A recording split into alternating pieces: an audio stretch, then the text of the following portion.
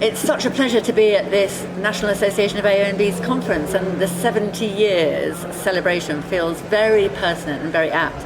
I have been so much enjoying being a member of the Glover Review, and we've been visiting AONBs and national parks, of course, but to be honest, AONBs have been the big reveal. We've been absolutely wowed by what we've seen, the passion, the enthusiasm, the amount that the AONBs are doing on so little money. It's been incredibly impressive. So we're all very excited and looking forward to writing our report, which obviously is our next task.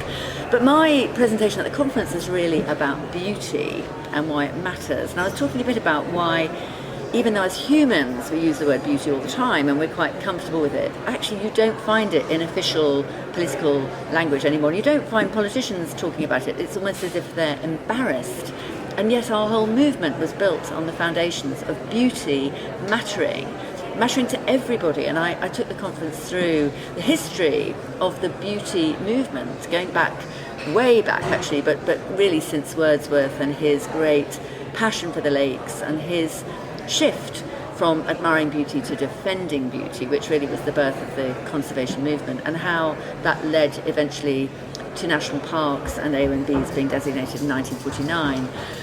But although that was a high point, and I emphasised that it was part of a much, much bigger story about how the post-war government was determined to meet all human needs, so material needs like housing, jobs, the material things of life, but also the things that matter to us but money can't buy, including national parks and nature protection.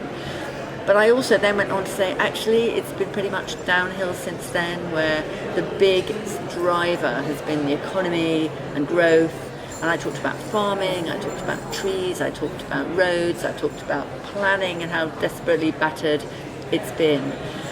Really to the point that, as we all know now, we have a biodiversity crisis and we have a climate crisis. And really, we've watched that happen in the period since national parks and AONBs were designated. So the task now, and I hope the Glover Review will fulfil us, but I hope it's also a task that we'll all feel part of, is to me to recapture that word beauty and all that it means. It's a profoundly important word, and to help it shape the values of our society, whether that's removing that driving emphasis on the economy, or whether it's about instilling a love of nature among our children.